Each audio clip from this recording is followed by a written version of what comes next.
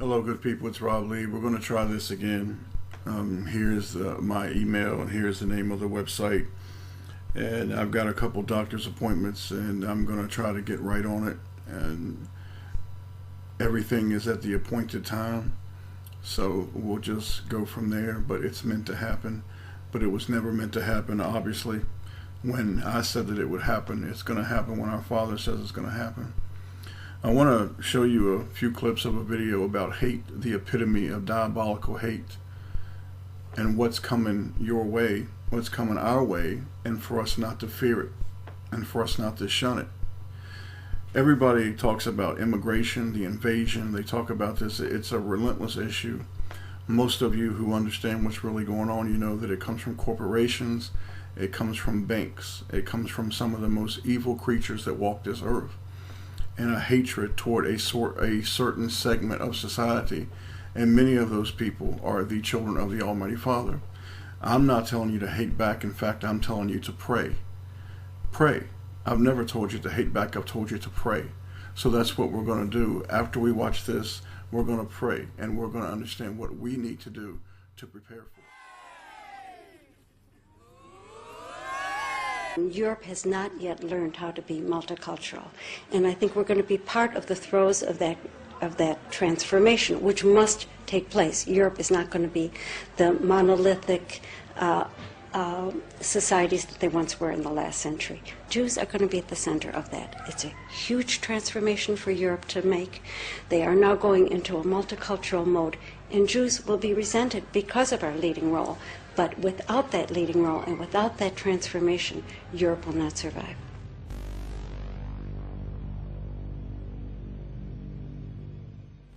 Isn't that what is really happening today, both in Europe and perhaps in other parts of the world, this very intense clash between ostensibly secular and ostensibly religious worldviews? Yes, this is exactly what is happening. There is a clash of civilizations.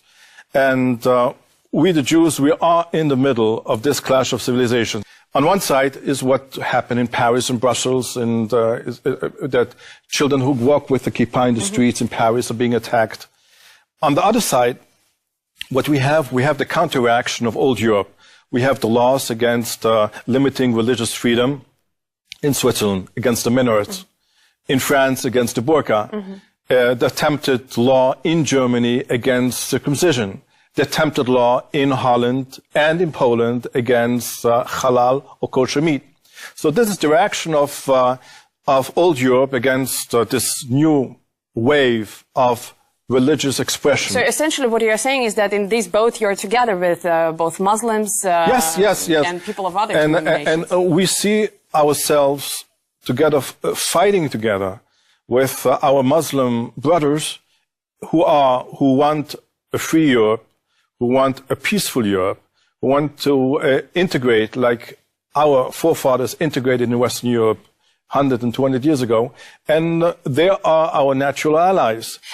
So how many people in Europe would be eligible under the law of return to move here? 3 million, 4 million maybe altogether. It could change the geopolitics.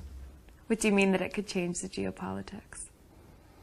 You know, the demography is the key of everything, as you know. Between the Jordan and the Mediterranean, this is the borders, 10 million people, about 500,000 Jews and 500,000 Arabs. And if we want to remain a democratic state, we have to have a majority of Jews in this place. So you think that immigrants could turn the balance? Absolutely sure. Already we have the birth rate among Arabs is decreasing and the birth rate among Jews is increasing. So it's already a change. The train of history is on its way. But he's going to take in 20,000 refugees over 5 years. The Germans took in 10,000 on one day. What kind of comparison is that? I recognize the financial problems. I recognize the assimilation problems. But if we don't do it now, we will live to regret it for the rest of our lives. Second thing in that black box, an unrelenting stream of immigration. Non-stop. Non-stop. Fewer than 50% of the people in America from then and on will be white European stock.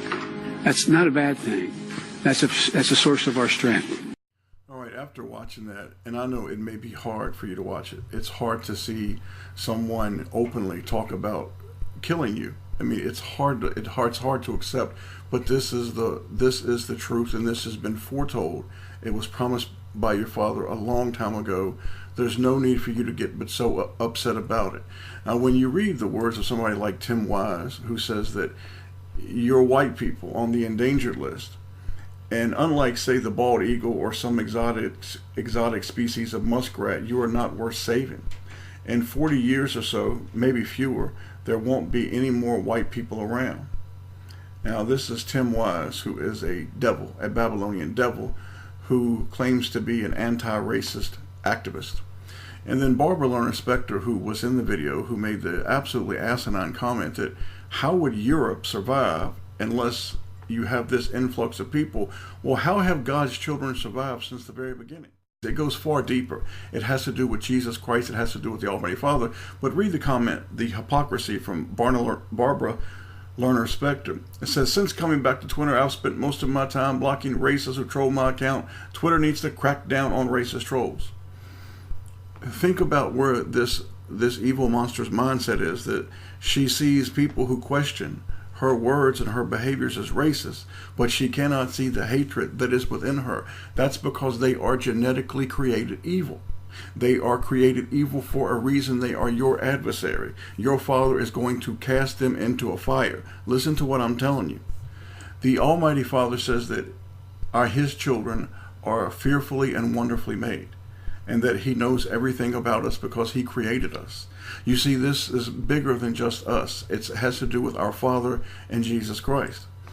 They want to mock and ridicule and erase what your Father created. That's what this is really about. They want to destroy who and what we are. And there's no need for you to get so upset about it. Listen to what I'm telling you. This is bigger. Do you think any of the people that we looked at have any love for Jesus Christ? No, just the opposite. They have nothing but contempt and hatred for Jesus Christ. And this behavior is promoted all over social media. I mean, all over the entire spectrum of social media. Websites, YouTube, Google, Twitter, Facebook. It's promoted in the mainstream media. It's promoted in Hollywood, music, movies, TV shows. It started 2,000 years ago. 5,000 years ago, 6,000 years ago, 100 years ago in Russia. It's been going on since the very beginning. You will not hear this talked about in churches at all, because the churches are funded and they are pushed by the same monsters who are behind it. They have used wolves in sheep's clothing to manipulate the people and believe them that there is a certain sect of society that is above the rest, when in all actuality they are the antithesis of everything that is our Father. The churchgoers have chosen the star of Remphan, the star of the devil, over Jesus Christ, and they will have to suffer for it, and it will be incredibly painful. You will not hear this diabolical behavior talked about on Alex Jones. It will not happen again, because he serves the same master. You will not hear somebody like Colin Flattery, who is always pointing out black crime, but you will never hear him pointing out the crime of Remphan, the children of Cain. You simply will not hear it, because they all work for them. And they will blame it on such people as the Freemasons, the globalists. Listen, people, Freemasons, Bilderbergs, all these groups answer to what's called the Kahila. 300 of the most evil, wretched monsters that walk this earth. And all of them serve the Kahila. And if you don't know this, then you really don't know what's going on. They all answer to that. I believe in free speech. I believe in even giving these monsters the right to say what they believe. However, the evil that is in them and the hypocrisy that is in them will not allow me to say and to turn around and even counter their evil and diabolical beliefs. Again, I'm not telling you to hate. I am telling you to pray, because this does not have to come to your door personally. It doesn't. It doesn't have to come to your door personally. Romans 1:18 says, for the wrath of God is revealed from heaven against all ungodliness and unrighteousness of men who hold the truth in unrighteousness. Now this describes Google, this describes the current beast system and those who follow it. What you're seeing, folks, is prophecy. This is the gospel of Matthew, the words of Jesus Christ, the wheat and the tares. This is the words of Jesus Christ again in Revelation 12:15 through 17, when the serpent set a flood out of his mouth, a flood of people. This is Revelation 16, the kings of the east, the ancient Babylonians. This is Mystery Babylon. This is all prophecy, and it's playing itself out. Jeremiah 10:10 says, "But the Lord is the true God. He is the living God and an everlasting King. At his wrath the earth shall tremble, and the nations shall not be able to abide his indignation." I want to read something to you from George Mason from here in my home state. As history has shown, it is a common tactic for the oppressing force to gain control of a nation by seizing the means by which individuals might defend themselves. Once the citizenry are disarmed, it is a relatively easy matter to exert the complete tyrannical control. It seems to me that the same principle holds true in the spiritual realm. You see, this is why they have controlled the churches, and this is why they want to take the ability for people to defend themselves. This is what it is, and I'm not telling you to hate, I'm telling you to pray to your Father. The majority of the world are going to go through the night, and they will never have a clue what's going on until hell comes upon them, and this will happen. This will happen, I promise you. Your Father is omniscient. Your Father makes no mistakes, people. His knowledge never increases or decreases.